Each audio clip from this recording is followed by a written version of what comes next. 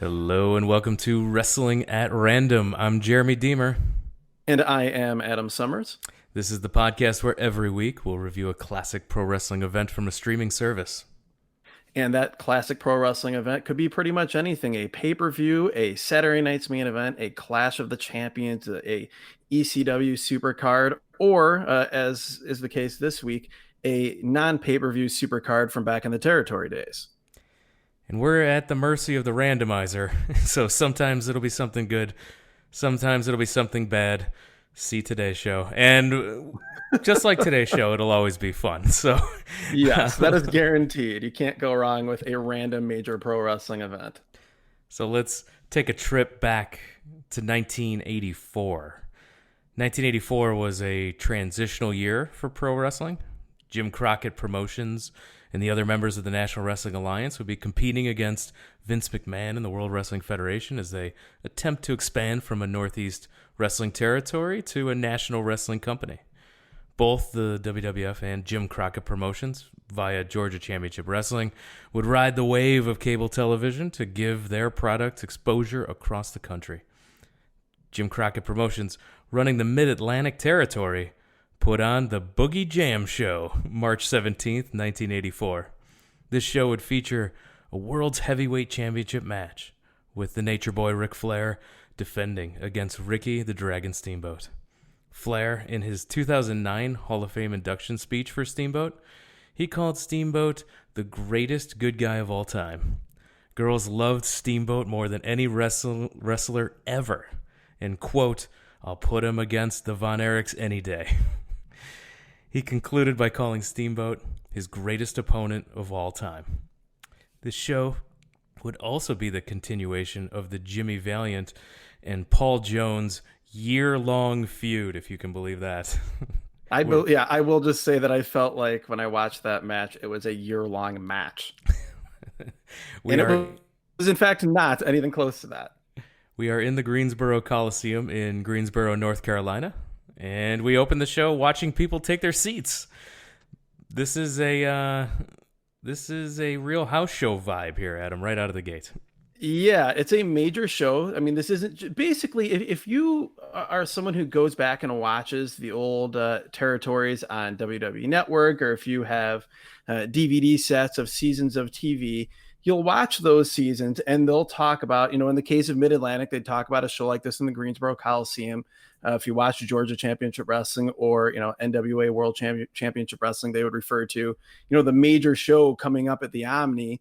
But it wouldn't be a pay-per-view. You needed to go to buy your ticket. That was the only way you could see said super show. That's exactly what this was here. But the production was certainly that of more of a house show vibe. This was not, there were no announcers.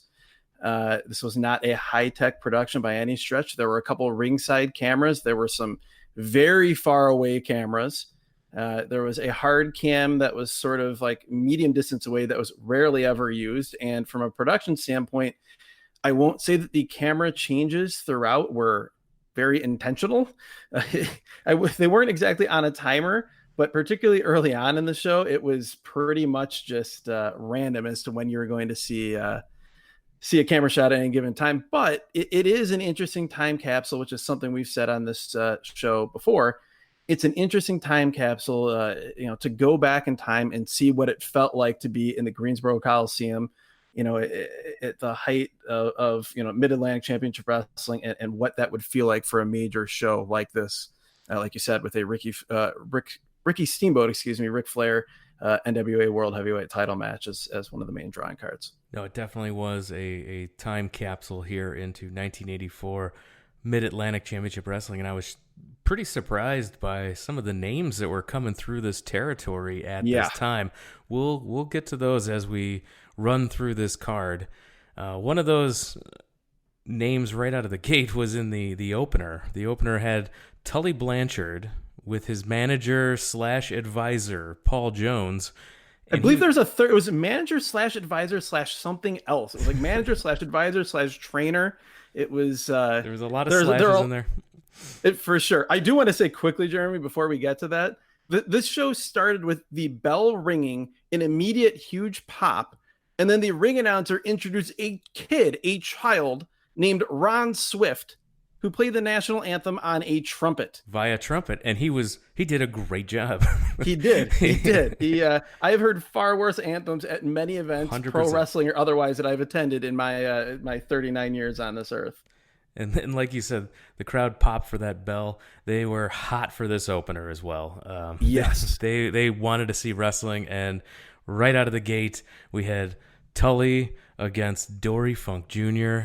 Dory Funk Jr., he's one of those guys that's looked old his entire career. I've never seen a youthful Dory Funk Jr. No, I can confirm this is actually another weird thing about this show is concurrently with us doing this podcast, completely separate from it. I've been going back and watching a lot of early to mid 80s All Japan Pro Wrestling, and I've been seeing a lot of Dory Funk Jr. teaming with Terry Funk. And yes, I can confirm that as everyone else is young around him, and he may be young in years, he's just he was born an old man physically, and it just sort of progressed from there. Tully he jumped him right before he could even get his jacket off. We were off to a hot start, and Tully would take these European uppercuts and forearms and would bounce around and flail, and his head would snap back so violently. Just awesome. I love everything about Tully Blanchard, and I was immediately reminded right out of the gate. Well, and that was, as far as the European uppercuts are concerned, that was pretty much Dory's main offense of any sort of physical impact. Pretty much everything else he did was holds and grappling and counters. But the European uppercuts were his bread and butter when it came to gaining an advantage, and he certainly went back to that throughout this encounter. As Tully throws Funk to the outside, Paul Jones comes over looking like he's going to try to take a cheap shot on him, and Dory Funk just stood up, looked at him. Paul Jones runs away, and the people went nuts. A huge pop just for the tease of Funk being able to get his hands on Paul Jones. Yes, which was amazing to me because Paul Jones is one of the worst major company managers of all time.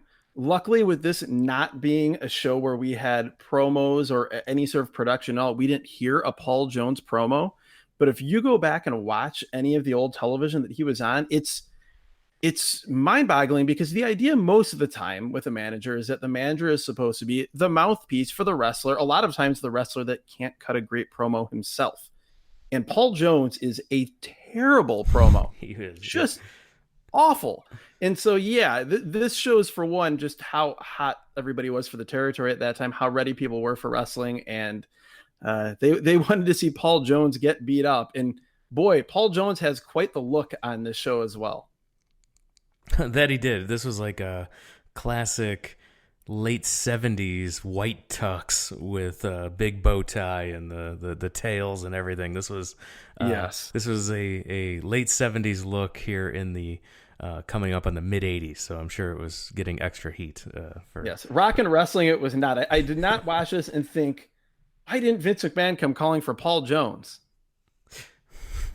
Yeah, no surprise. I can see there. why that didn't happen.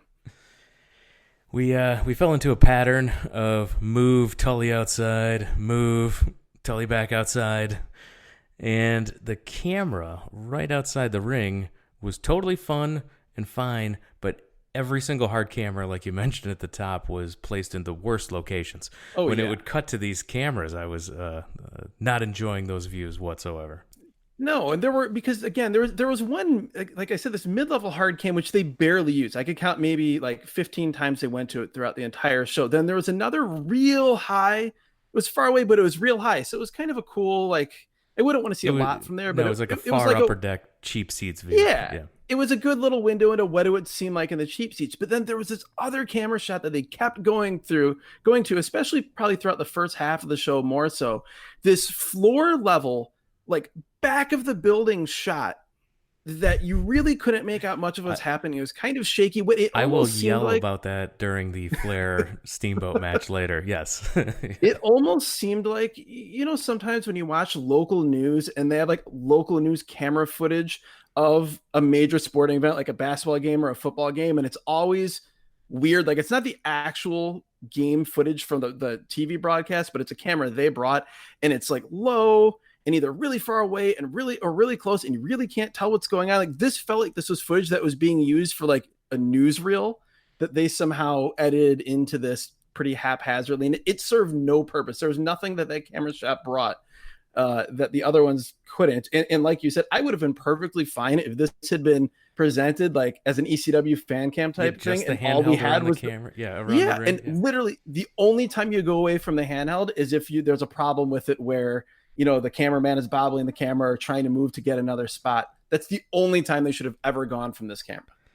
A couple of fun Dory Funk moves during this match. Tully tries to whip him corner to corner, and Funk counters by just sitting down on his ass. And I'm not sure I've ever seen that type of counter before. No, that was awesome, and that fits into that. I think we probably could have a running list by this point on this show of old time spots. Yeah, spots or moves that should come back, and that absolutely fits into it. Like, it was such a cool way to just I don't know, just violate the rules of wrestling physics where if you're getting thrown the ropes, you have to keep running. Dory is like, I am too smart for this. I am too much of a good wrestler for this. I am just going to sit out, literally sit out. Just sit out. Yeah. And you're going to have to try something else on me. The finishing sequence was Funk blocking a leapfrog attempt by Tully, where he just caught him, threw him down, and goes right for his spinning toe hold. But Tully pushes him out of the ring, all the way out to the floor. Both men end up back in the ring, and the finish comes when Funk pushes Blanchard into the corner buckles and then rolls him up. Does the roll up where he's sitting on top of him, and Tully counters by rolling through, and he's on top of Funk, and he grabs the tights for leverage. The classic roll through on a roll up, and pulling those tights for leverage, holds him down for 3. Tully Blanchard, your winner via cheating.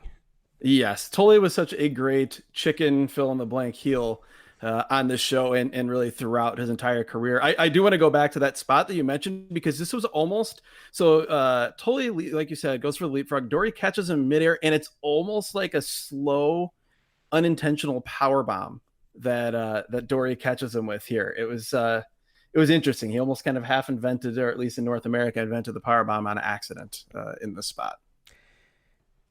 The next match is Ernie Ladd against a guy I did not recognize, and I could not understand the ring announcer, so I had to look it up after the fact. This will happen multiple times on this show. In this case, it turns out it was Rufus R. Jones against Ernie Ladd. The last time we reviewed a show with Ernie Ladd on it was he was the big time wrestling brass knuckles champion. And 2.5 years later, here he is in the Mid-Atlantic territory, and I'm fine with Ernie Ladd being in one of the opening matches on every single show I watch. I love this guy. What an awesome guy. Absolutely. Yes, give me 5 minutes of Ernie Ladd being Ernie Ladd on every show that we review for this podcast, and I would have no complaints whatsoever. This also, I would say, this feels like there had been one addition to the act of Ernie Ladd, which was Ernie Ladd and his sequined jacket. I was very impressed by. And Ernie Ladd is he's a fascinating pro wrestler to watch, because he's huge. He's a giant of a man. He's got to be 6'8". He's, by this point, like, his body is fairly broken down. He was a famous football player. He had been wrestling for a long time. He was a huge draw for a long time in pro wrestling, but he was, again, a strange big man in that his offense was not particularly impressive. By this point in his career, he almost moved and almost physically was a little bit Giant Baba-esque, but he could, for a big man, he could bump, and more than anything else, he was one of the best selling big men, I should say, I've ever seen in my life. And this was again on display here. He's the perfect example of a guy who knew his limitations, worked through and around them, and was just a captivating presence. And particularly for this territory era of pro wrestling, there are few guys who could work a crowd and have a crowd eating out of the palm of his hand more than Big Cat Ernie Ladd. Ernie Ladd begging off during the comeback was the highlight for me. He was so great. Yes. And when it was time for him to sell, he could make the other guy look good even when he sucked, like the case of Rufus Jones here. Yes. There was one point where Ladd ends up almost doing a headstand with his legs up against the ropes. Absolutely crazy. And we did get to see Ernie Ladd with his wedgie bear hug briefly. Yes, Pun intended. He had him in the bear hug and was pulling the tights for extra leverage, like he's going to give the guy a super wedgie. That's always a fan favorite move for me. And it also can't be said how hot the crowd was for this match. And again, it highlights the differences between modern pro wrestling and territory wrestling, and that these guys were doing almost nothing. No. and these people were rabid for this match. They were just the littlest things. And that's really a theme for this entire show. But the littlest things people were just losing their minds over. And just going back briefly to that spot you talked about with Ladd sort of ending up feet first on the top rope, doing a headstand. It was great. He took a turnbuckle to the head and he basically first fell over as though he was a tree that had just been chopped down, and then somehow flipped over and landed feet first on the top rope again as a 6'8" giant of a man who you saw do no moves at all the entire match to this point. Exactly. So you were not which expecting him to be flipping over like that. No, although I will say, even early in the match, like, he took a backdrop, and again, Ernie Ladd in 1984 taking a big backdrop from Rufus R. Jones, that was that in and of itself was interesting. And I did note that I actually thought he looked like he was moving better here, even though he was physically more broken down. I thought he looked movement wise better here than he did on that Big Time Wrestling World Class show from 1981 that we've reviewed on this podcast. Well, we did. The big turning point in the match was when Ladd got a weapon out of his tights and hit Rufus in the throat with it. And yeah, you're right. I think it was brass knucks. It might have been. Harkening back to his championship days in Texas. It was hard to tell. We knew it was a foreign object hitting him in the throat. He followed it up with the slowest, worst big boot in history. Yes. Again, that's when I talk about giant Baba like offense. Ooh. That ticks that box for sure. That was horrendous. He did follow it up though with a double leg drop, which is almost basically sitting on the dude's chest, and that had to be brutal. It was awesome. I'm choosing to believe that Sabu was influenced by Ernie Ladd here because Ladd, good call. This was like the Arabian Facebuster without the chair. And he goes for the pin, and Ladd just gets up at one, and he immediately had heat with me now. I was yelling to end this. I'm like, come on, man. And Ladd ended up on the top rope, if you can believe it. Misses a huge splash. Yes, it misses a big splash, and the people went crazy for him missing this huge high-risk move. Rufus with the headbutt, cover, and the victory. A miscarriage of justice. Rufus Jones wins with a headbutt. I was apoplectic here many, many years after this match actually took place, as I was watching both. This ended after just a jumping headbutt from Rufus R. Jones, and it ended with Rufus R. Jones winning. I am tired of being forced to watch the Big Cat Ernie Ladd lose when I review shows for this podcast. I cannot tell you if and when it finally happens that we can celebrate a Big Cat Ernie Ladd victory on this show. It's going to be a big day. And, Rufus R. Jones might be a great guy, but man, he is a terrible wrestler. So, especially at this point, maybe his career started in 1971. So there may have been glory days for Rufus R. Jones, but they were not, from an in-ring work standpoint, they were not this March evening of 1984 in the Greensboro Coliseum. And he also he wins. The crowd goes wild, and then Rufus R. Jones is gone. He is just out of the ring and leaving. It was very strange. And then Ernie Ladd, we still got a few extra moments of Ernie Ladd being great, healing it up with the crowd after he lost. So, and this is where all the fun starts to slow down for me. I did not enjoy this next run of matches here. Tag Team Championship of the World is coming up next. It's not on the line. The champions will perform. That's true. It's but the champions. This is a non-title match, sir. Non-title affair. the tag team champions, as you mentioned, are Wahoo McDaniel and Mark Youngblood. Yes. And Not Jay Youngblood, the great tag team partner of Ricky Steamboat, one of the greatest babyface tag teams, if not the greatest babyface tag team of all time. This is his brother, Mark Youngblood. Mark Youngblood. Now, I highly enjoyed Wahoo McDaniel. We'll get to that in a minute. But their opponents are Bob Orton Jr. And Don Carnodle. Don Carnodle, yes. Don Carnodle made his way through the territories. This is a guy I had to look up. I did not. Don Carnodle was actually, for what he was pretty damn good. Like I from the stuff I've seen of him, I believe in Mid-South, if my memory is correct, and then seeing him here, there are some glimpses.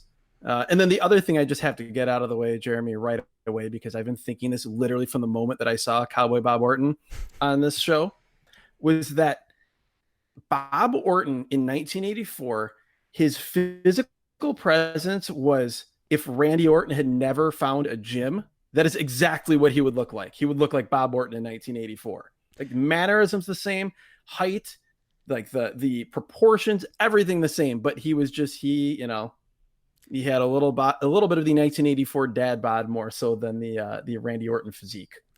Yeah, Don Carnodle, I couldn't hear his name during the introduction, so I had to look it up later after the show.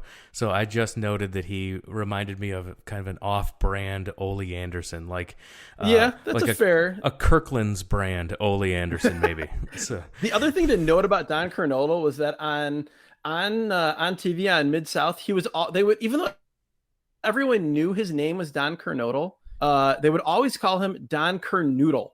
I seem to recall Bob Watts, or Bill Watts, I should say, calling him Don Carnoodle, even though like the ring announcer would announce him as Don Carnodle, but just a lot of people could not get that pronunciation through. They're managed by Gary Hart, who is the opposite of Paul Jones. Gary Hart is a fantastic manager.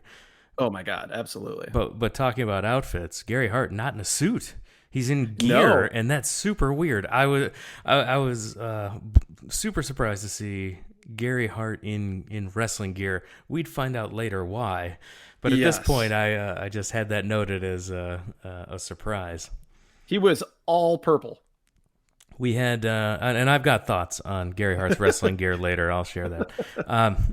For this match, though, we had double team tactics early on Wahoo, and he was posted on the outside of the ring, and was he busted open? Oh, yes, immediately. I mean, immediately, right? Wahoo McDaniel, again, you have to remember the time period that we're in. Getting busted open was almost a nightly occurrence. It was the way to get sympathy very quickly as a babyface. And Wahoo McDaniel, much like a Dusty Rhodes, like if you get a close-up of their forehead, it's a roadmap. It does not take much there's scar tissue to spare. So yeah, he went into the post, bladed very, very early in this match, and yeah, the scene was set from that point. The crowd, by the way, at the very beginning of this match, it starts with Carnodle and Wahoo. Carnodle slaps Wahoo, and the crowd just starts going crazy, cheering for Wahoo, clapping wildly, stomping their feet. People were feeling this. Also, it's noteworthy, the sell of Don Carnodle on the first Wahoo McDaniel chop. It's like he got shot out of a cannon. I mean, one chop and the guys were going flying for Wahoo. It was awesome. It was awesome. The crowd was chanting Wahoo, Wahoo, and he was going nuts. He made the tag, and then so Youngblood comes in. He's running wild. People loved this tag team. They were going crazy for these guys. Orton was able to bite his way to the upper hand, and in an impressive move, I had it down here that Orton was holding Youngblood like in a fall-away slam position, but instead he herks him up over his head, holds him over his head with one arm, and then drops him onto the top rope, clotheslining him. Yes, that was awesome. It was Absolutely basically a press slam version of a hot shot or a stun gun, something like that. Yeah, in a way that he didn't go up easy for him, and it wasn't. He really had to herk him up there, and was really like it was a power display. It was pretty impressive. And that's actually one of the things I want to just briefly bring up about, Mid-Atlantic or just NWA in general at this time period. And one of the biggest differences between that and WWF, like as a kid, one of the things that appealed to me about watching the NWA and its various variations throughout the country was that not everything looked completely clean, and that things looked like a struggle, and sometimes there were quote unquote botches, but it almost lent itself more to it looking like a fight and a struggle, whereas a lot of times in mid to late 80s WWF, things looked very, very smooth, and sometimes to the detriment of the product, at least in my opinion as a kid. And when I go back and watch things now, I think that kind of falls through, or kind of holds true. Around the ring, they had the little blue guardrails. these are pieces of metal that were more decorative than, I don't know what those rails would be guarding. They weren't doing much. But there was a point where Orton was on the outside, and he picks Youngblood up, and he lays him on the small of his back. This was nasty. So he lays him. The small of his back is on top of the guardrail, and he's kind of like bending himself in a U shape against this guardrail. Yeah. And then he just lays a forearm into his chest. Absolutely brutal. Yes. In the ring, Youngblood finally gets that hot tag to Wahoo, chops everywhere, and they're awesome. If you haven't seen Wahoo McDaniel run wild with chops, go Google that immediately, because it was super fun. I highly enjoyed that. Yeah, so this was the time where Wahoo could, at least by Wahoo McDaniel levels, still go. You get a couple years later, and those hot tags and Wahoo running wild wouldn't necessarily be as good as it was here. No, this was great. Yeah, 84 and before, absolutely worth checking out Wahoo in these sorts of situations. Double team chop, and we got a 3 count. It was hard to tell that it was 3, but apparently it was, and the champs were victorious. That was a little awkward. This is one of those classic 80s things where the heel kicks out pretty much right as the 3 count comes down, as sort of a way to save face. I feel like you see that a lot. Again, like when I've been going back and watching some of this All Japan from the same time period, or even some of the other territory stuff, you see that a lot. We've got a faraway camera shot, and I can tell that nunchucks are happening in the ring before the introductions. Yes. And I can also see that, holy cow, Gary Hart is wrestling. This is why he was in gear. Gary Hart is about to wrestle, and it says Chicago on the leg of his tights. I was going to note that as well. He is from the mean streets, the south side of Chicago, with that all purple singlet and the purple tights. It is quite the look for Gary Hart here. It's not quite as sinister as we'd see him a few years later in the NWA. No, but it's awesome. It's a look. I loved every bit of Gary Hart's gear, and he was partnering with the great Kabuki, who we also saw in a previous episode of this podcast. It's a long-time charge of Gary Hart, and Kabuki brought his green mist to the Mid-Atlantic territory. We got to see some of that, and his partner is also Ivan Koloff. So long-time Russian veteran Ivan Koloff. And their opponents were the Junkyard Dog, who I recognized immediately, but then 2 dudes who I had to go and look up. Yeah, it was Angelo Mosca and Angelo Mosca Jr. And a few things about this team. Junkyard Dog, this was an interesting time period for him in that he had been the top star, one of the top stars in Mid-South for quite a while by this point. He was a few months away from joining the WWF in the summer of 1984, and this was kind of a special appearance for him in Mid-Atlantic in between. And he was teaming with, like I said, Angelo Mosca and Angelo Mosca Jr. I have no idea who those people are. Clearly, this match was built around trying to make Angelo Mosca Jr. look like a future star. I wouldn't say that was necessarily overly successful. I can't say I was particularly impressed by him. I mean, he's no Eric Watts. Few are on the bad wrestling son scale in terms of pro wrestling ability. But yeah, this was a match that occurred, as I like to say. Gary Hart is, as much as we love his gear and we love him as a manager, he is not a good wrestler. No, which is kind of the point. Which is totally, it's totally fine in this circumstance, but I had to watch it. And there were lots of headbutts from the Junkyard Dog. Koloff and Kabuki were absolutely solid in everything they did, totally fine. Kabuki But looked great, I thought, in this. So the Inzagiri that he threw, he looked very good. absolutely, Kabuki was great. Koloff was totally solid. Everything else sucked about this match. I did not care about anything else in this match. My favorite part was Kabuki and Hart working over the man's eye, which again is something we don't see too often anymore. Going to work on the guy's eye. And Dog and Hart were actually in the ring together. The Junkyard Dog and Gary Hart were in the ring together, which led to a JYD clothesline, slam. He tagged in, I assume that was Junior of the Moscas. Yes. And he does a crossbody off the top rope to pin Gary Hart.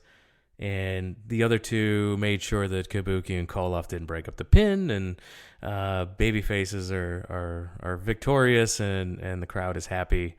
The crowd was extremely happy. This was the first of several times in the evening where they rushed the rails, like stage rush at a crazy rock concert type of rushing these very flimsy guardrails.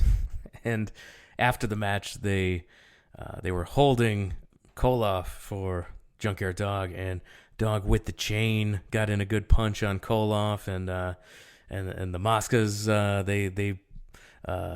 they punch Hart and Kabuki with the chain as well, and chasing off the bad guys. So yes, the other thing I wanted to note about this is if you're looking for a visual reference point for Angelo Mosca Sr., just imagine, both in terms of gear pretty close and just physical appearance, a downsized, significantly downsized version of Andre the Giant.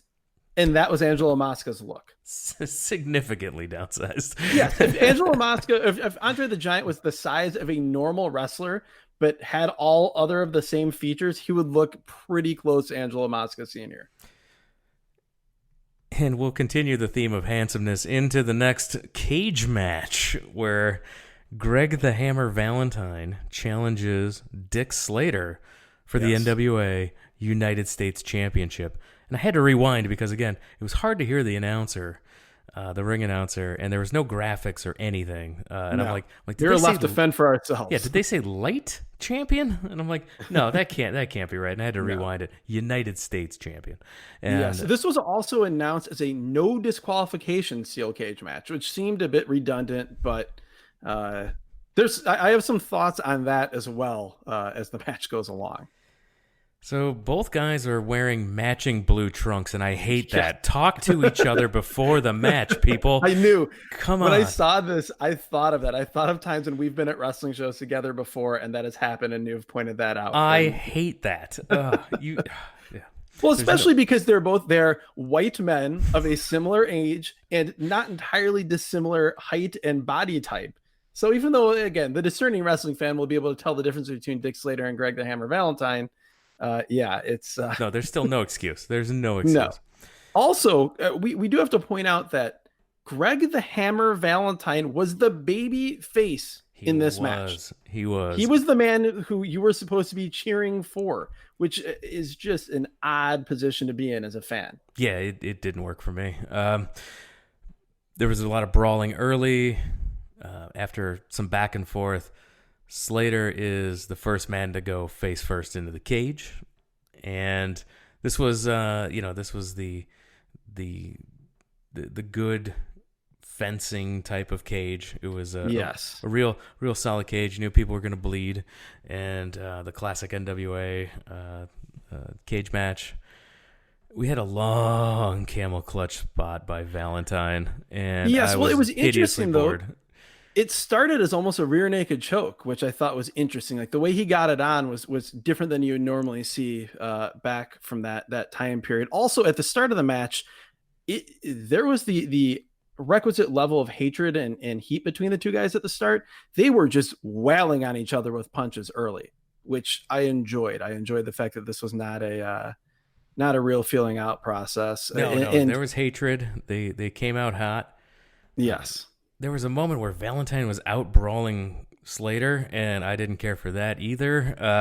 But Dick Slater is the one. The one thing is he's a great brawler. And again, if you've only seen him in the hardliners era with Dick Murdoch in the early 90s in WCW, or even a little bit later into the early to mid 90s in WCW, he was better here. I will say that when you watch him, it's interesting because he has, and there aren't too many other wrestlers you can say this about, he has a lot of similar mannerisms at this point in his career to Terry Funk, but nowhere near the charisma that Terry Funk had.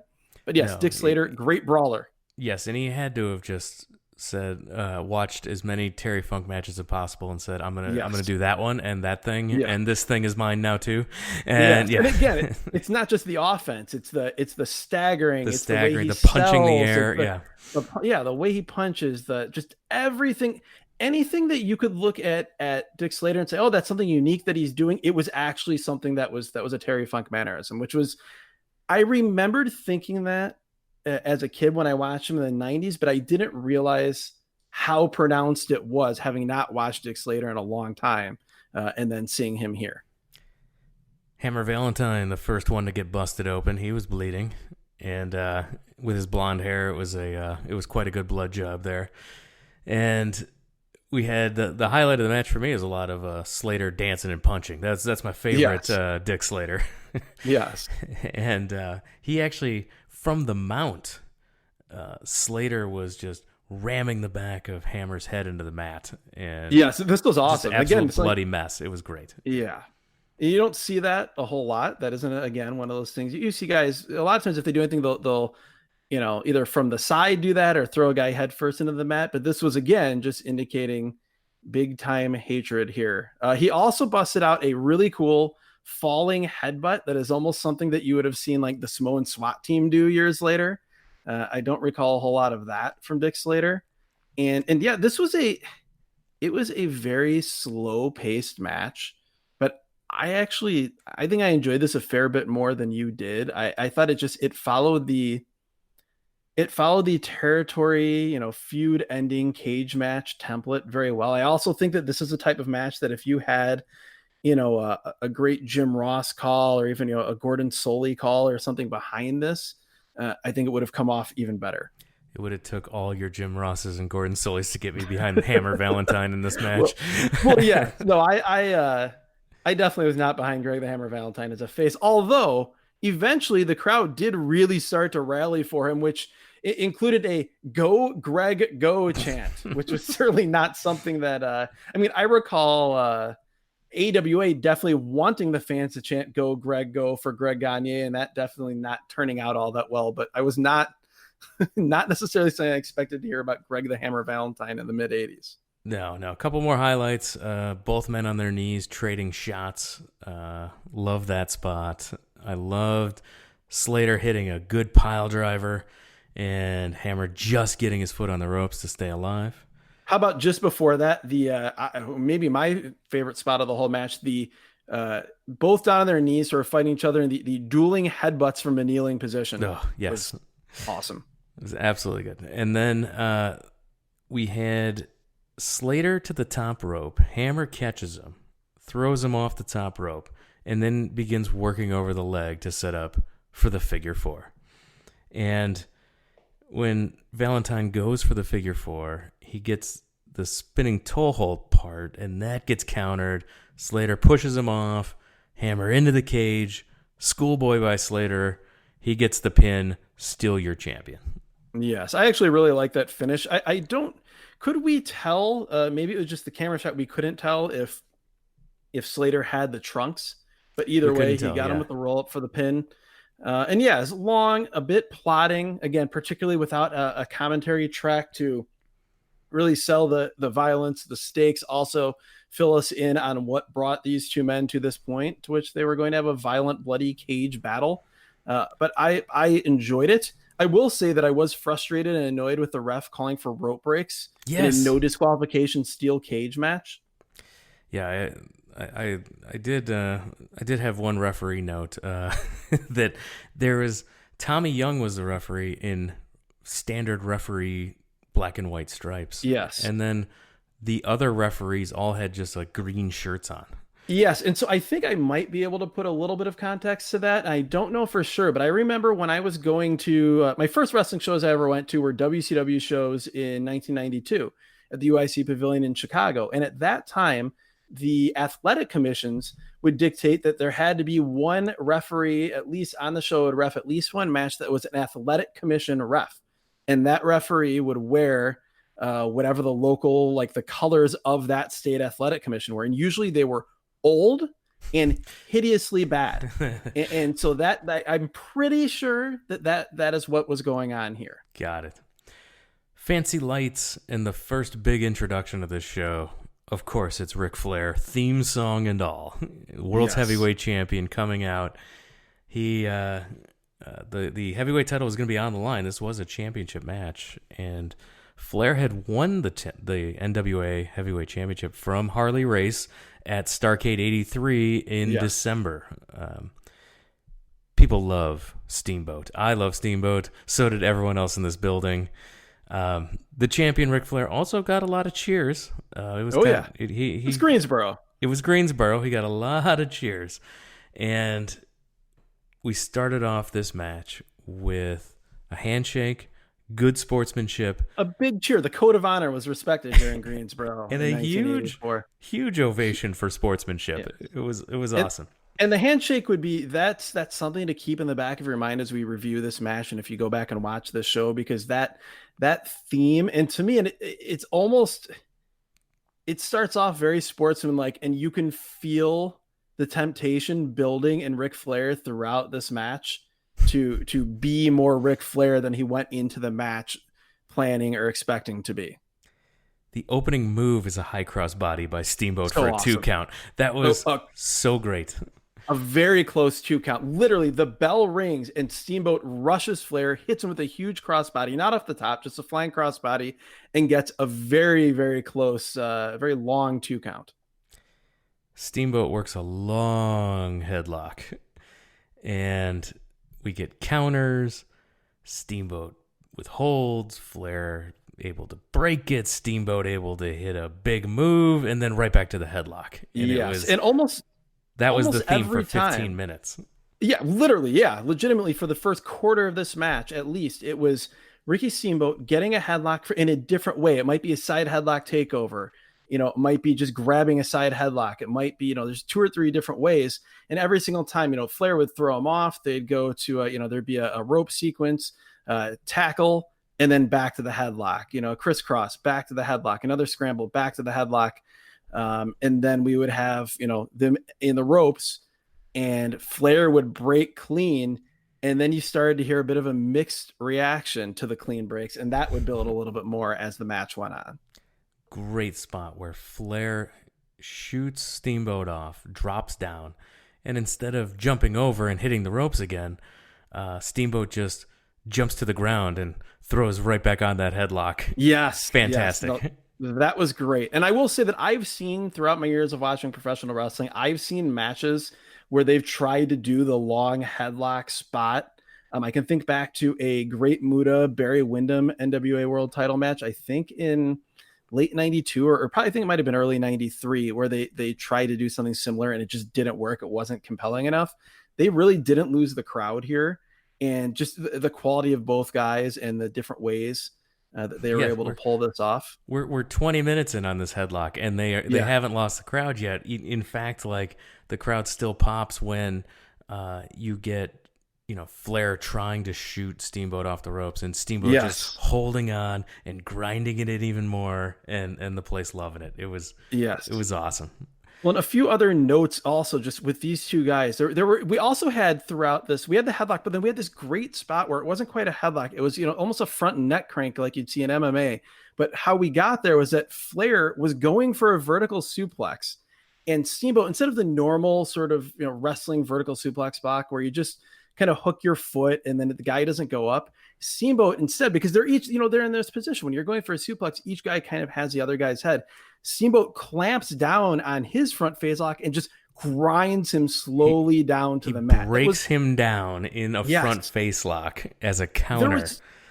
There were so many spots and moments in this match that were just, to me, particularly if you're a fan of watching Ric Flair and Ricky Steamboat, but you haven't seen this match they had against each other, it is absolutely worth watching, because there's so many more struggle spots and sort of like almost amateur wrestling type of spots, the believability level on particularly, I'd say like the first 55 minutes of this match was as high as anything I've seen, particularly in a Ric Flair match. And again, I go back to watching a lot of this, All Japan from the same time frame when Flair was going over quite a bit to Japan and wrestling for All Japan. And you would see him sometimes in matches like this that were much more of a, an athletic catch as catch can, hold for hold type of match than the Ric Flair template that we sort of all associate with him. So that was in effect here for sure. And once we had that front face lock on and Steamboat was giving it, all the intensity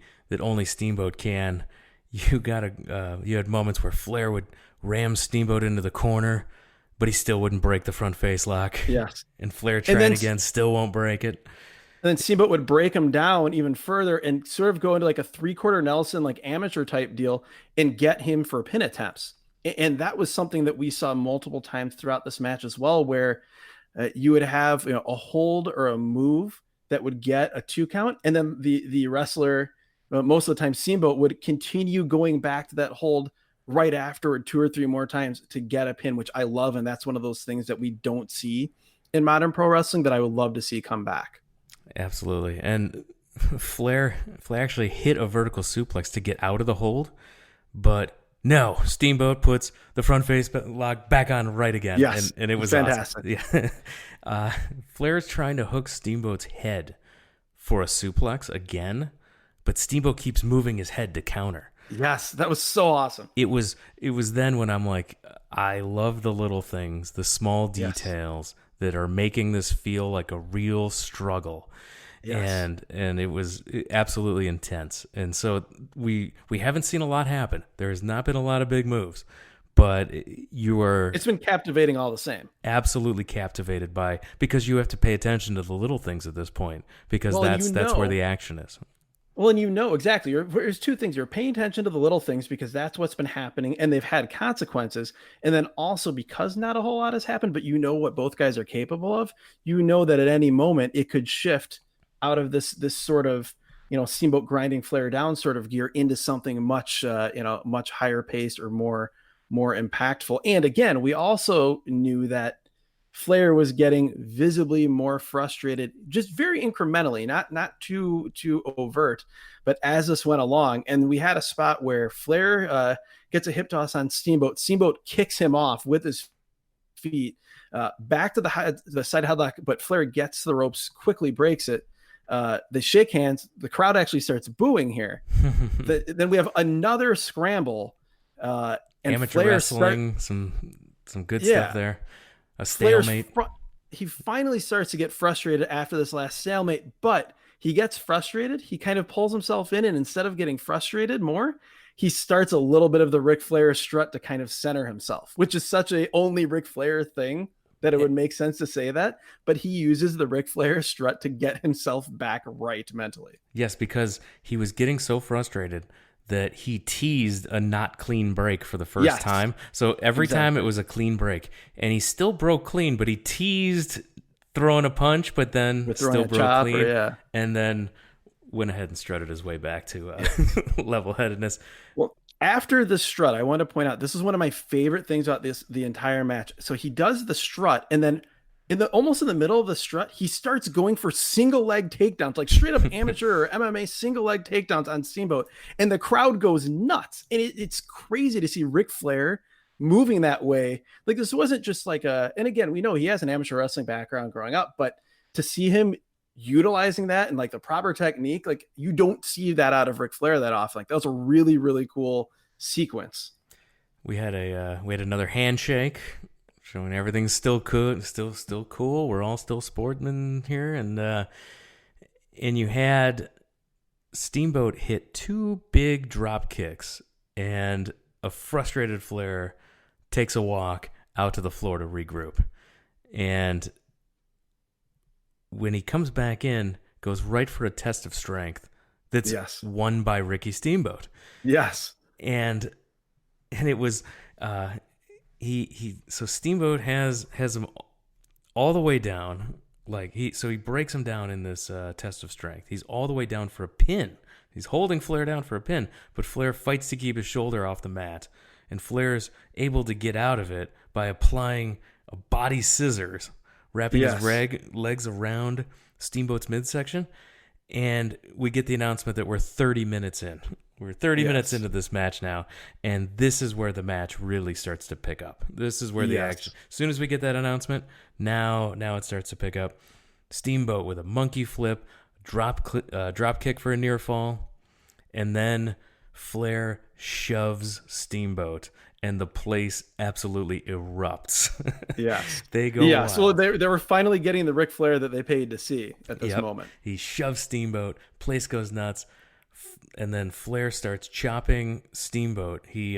Flair chops him and throws Steamboat through the ropes, where Steamboat's on the apron, and he ends up climbing to the top rope, but not from a corner, but in the middle of the ropes. He climbs up to the top rope, comes off with his flying chop.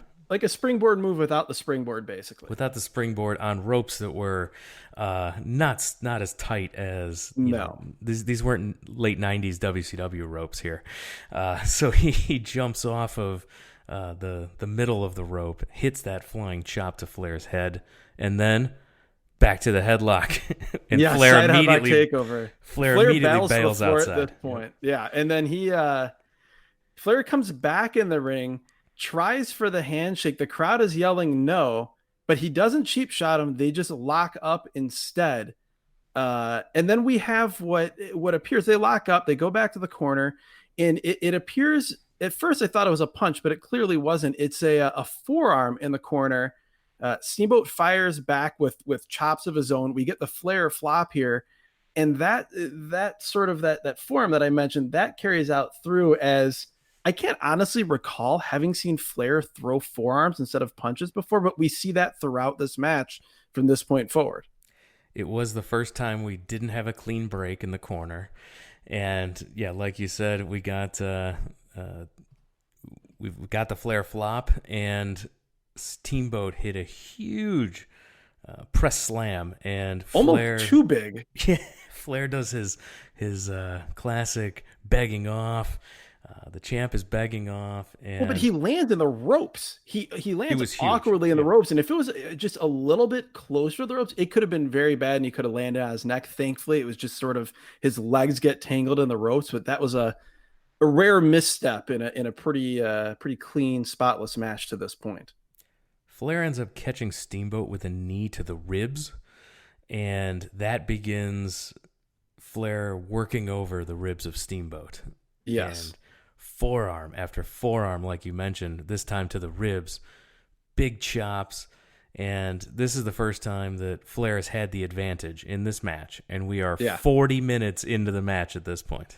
Yes. One thing I wanted to point out as well with Ricky Steamboat, it's one of the things, if you've heard him talk about his philosophy of pro wrestling, he strongly believes and believed that a face, they shouldn't take more than 4 or 5 moves without coming back with something, even if it doesn't lead to them gaining control, but coming back with, throwing a chop or throwing a punch to the stomach from underneath, or a kick, trying to basically showing that they're not just in there for 5 minutes taking moves and not fighting back. And we definitely had some of that from Steamboat throughout this match. Steamboat on the floor, and the fans come rushing over to pat Steamboat on the back. Yes. Encouraging this was amazing. him. This was like a group. This happened several times, and it was like teenage kids that literally left their seats, rushed to the rails, and were imploring Ricky Steamboat to get up and fight the good fight, much like I was, Jeremy, if you remember, for Hiroshi Tanahashi. Yes, I do. WrestleMania weekend, begging Hiroshi Tanahashi to get to the corner in that Rev Pro tag match. And people were chanting for Steamboat, and he gets back on the apron, and then Flair ambushes him, coming in with just awesome forearms. Yes. And we got some classic Flair offense, the knee across the forehead. Which, by the way, at that point, Flair was not doing the full roll through in the knee. No, he was doing the jumping knee, but he just he hit it, and then that was it, not the classic roll. And Steamboat, he tries to wrestle his way back up, but Flair gives him a knee to the ribs and follows it up with another knee drop to the head. Steamboat, he's in the corner. Flair just laying shoulder blocks to the ribs, chops, and Steamboat reverses Flair into the buckles, catches him in a sleeper hold, and the place goes crazy for the sleeper hold here. Flair is fading in the sleeper. Well, Steamboat is really wrenching on it too. This isn't one of those sleeper holds where the guy has him in it and both the guy applying the move and the guy having the move applied to them, you're not seeing a whole lot happening there. This wasn't a rest hold. This was Ricky Steamboat really wrenching on the sleeper hold and trying to put Ric Flair out and win the World Heavyweight title. Flair was fading. Steamboat tries to pin him, but Flair barely gets his foot on the bottom rope. Steamboat ends up off the ropes. He tries to hit a big splash, but Flair gets the knees up, and then Steamboat bounces off of Flair's knees and rolls to the outside. People, again, are yelling for Steamboat to get up right at the rail. Again, just right there, like honest cheering Steamboat, patting him on the back, trying to get him fired up to get back in. Well, and this is part of what you talked about with Flair saying that Steamboat was like one of the greatest or the greatest babyface of all time. And you can see why here. He was such a great seller, like right up there with Ricky Morton and some other guys, as far as just like drawing people into the peril that he was in and making you want to see him come back and fight his way to victory. So we end up with Flair's got Steamboat back in the ring. He's in an abdominal stretch, and he's hooking the tights for leverage behind the ref's back. We've got cheating Flair as 15 minutes remain in the match. The announcement's heard over the loudspeakers. Steamboat, he ends up, to get out of the abdominal stretch, he unhooks the leg so that he's able to then hip toss the guy out. Not just hip tosses his way out, but first he's got to unhook Flair's leg in order to get the momentum to hip toss his way out. The little things again. Yes, the little things and the technique. This was not a power out way of getting out of this. This was using technique and leverage and knowledge of holds to save himself here. And then this starts, Steamboat hip tosses. He misses an elbow drop, then gets chopped down, and then we get this great sequence of the bridging pinning sequence. Steamboat gets a backslide, doesn't get the pin, and then just it was another example to me of what we had throughout this match, where guys going for pins and those pins looking like they mean something. And if you want people to buy, particularly 45, 50 minutes into a match, that you could win with a sleeper or I should say with a small package or a sunset flip or anything like that, you have to make the pin attempts throughout the match mean something. And they definitely did that throughout. Steamboat tries a slam and collapses because of his injured ribs and back.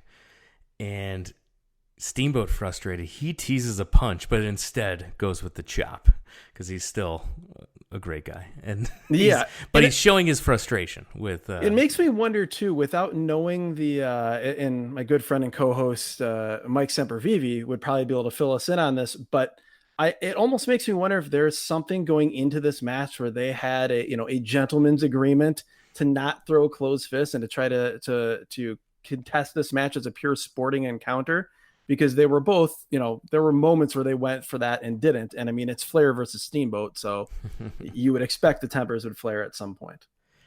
Trading chops, Flair begging off again. Steamboat lays in chops, gets another press slam, again too close to the ropes. The foot on the rope saves Flair again. One too many times in this match for me at this point. I want Ricky Steamboat, who's shown me how good of a wrestler he is, to have more ring awareness. That he's too close to the ropes as the fourth time Flair barely gets his foot on the ropes. Yeah, and I think what you said is it hits at something. This was a great match, but I actually thought the first 50 minutes or so were better than the last 5 or 10. It felt like where they were at in the last 5 minutes was probably where they needed to be in the last minute of the match. And that sort of energy carried out a little bit longer than you would have expected it to.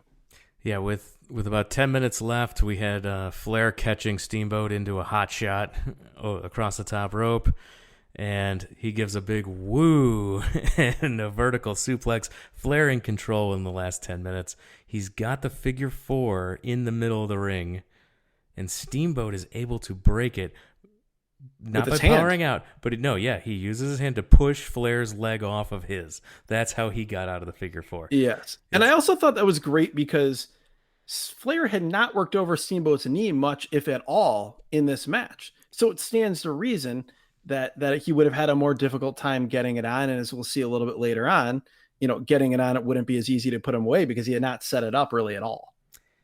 We had a few 2 counts on Flair where Flair was unable to kick out, but was just rolling his shoulder off the mat, which is also something that should be brought back. We don't see that enough. We've got we had Flair doing his upside down Ray Stevens bump into the buckles, but he landed awkwardly in the ring. I was Yes. oof. Well, he used to, before he did it to the floor a lot, he would do it just to the inside.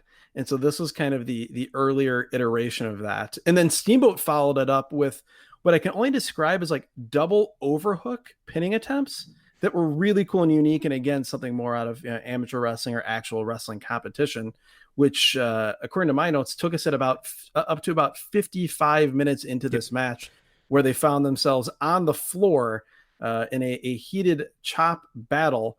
And then sort of a weird sequence where Flair threw Steamboat back in, but then threw him back out pretty quickly.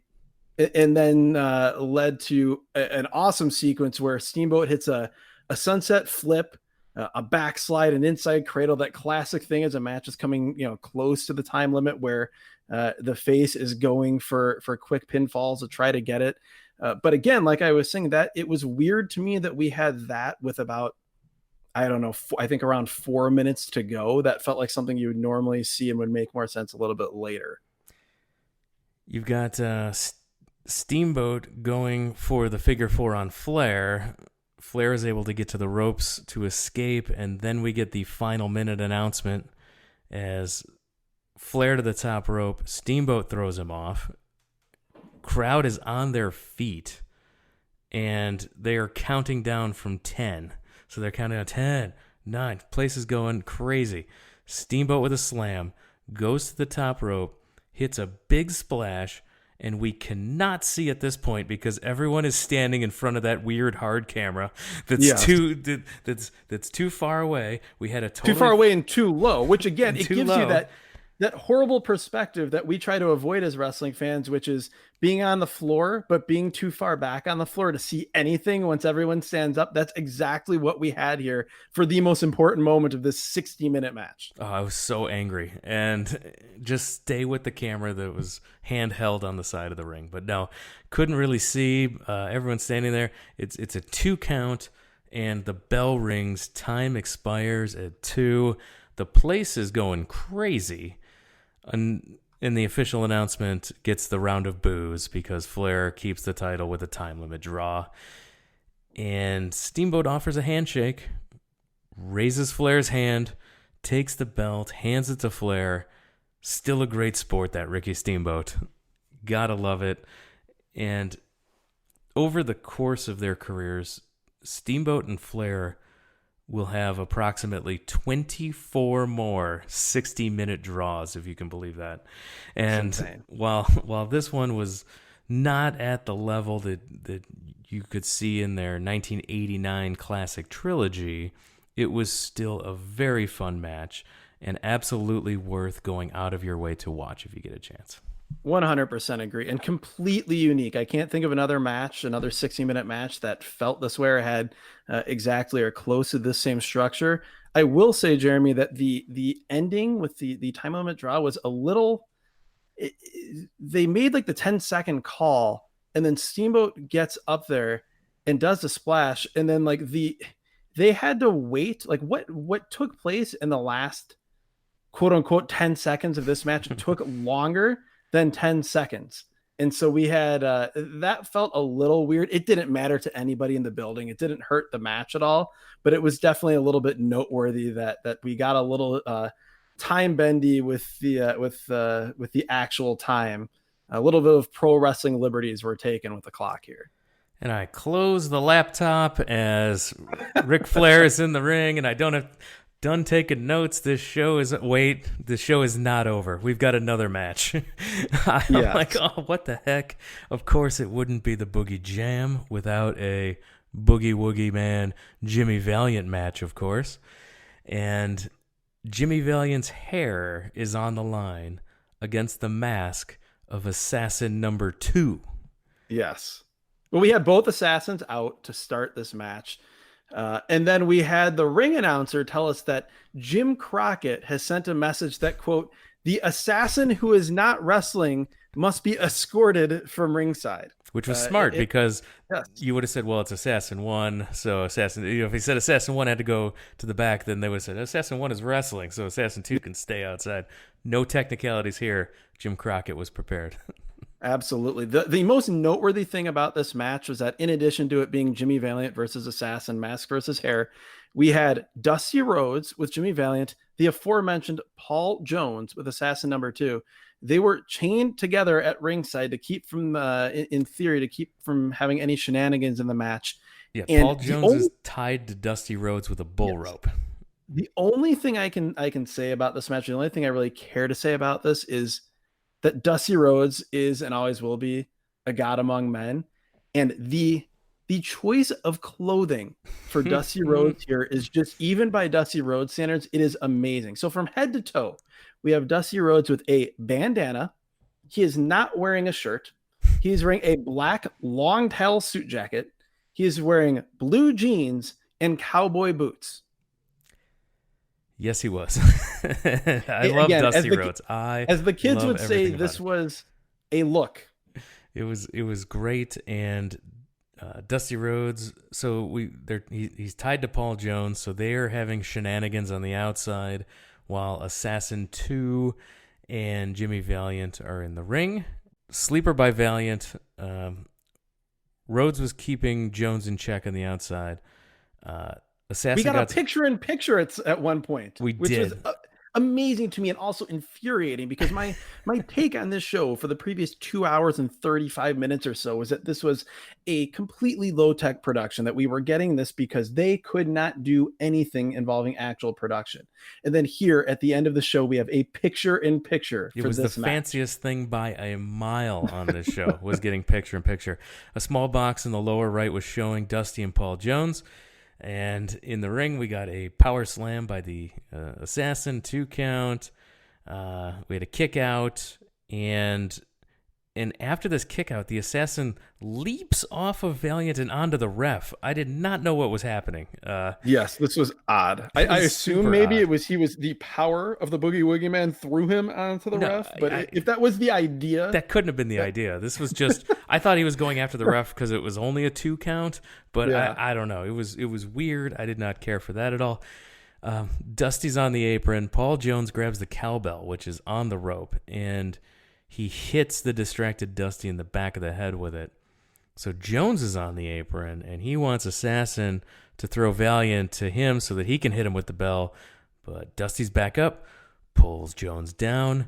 Dusty gets on the apron and hits the Assassin with the cowbell. A big Boogie Woogie elbow drop for the win. Dusty's thrilled.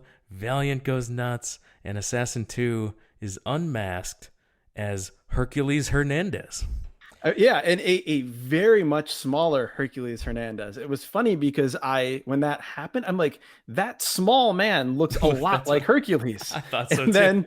And then it was in fact Hercules. I looked it up, and it was in fact Hercules. Yep. This was, yeah. You have never seen Hercules Hernandez look as not mighty and as normal human being-ish as he did here, outside of his very obvious facial features of being Hercules Hernandez. But Jimmy Valiant winning here, that got the biggest pop of the night. This dude was so popular. Holy cow. So over in this area. And if you have never seen Jimmy Valiant before, like physically and look wise, there's definitely a corollary of Michael P.S. Hayes. And I would say it's pretty safe to say Michael Hayes, and granted, they were both around at the same time, but one was influenced by the other for sure, look-wise.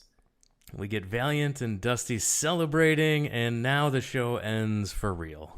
And yes, I think The best match goes without saying. This Oh was my Flair God, and yeah. Steamboat. It was the only good match. Please go out of your way to see it. It was different than any other Flair Steamboat you've seen and you're familiar with. Worst match. This could go many different directions. What do you think? Yes. Well, first, I will say absolutely, I agree. This was the best match on the show.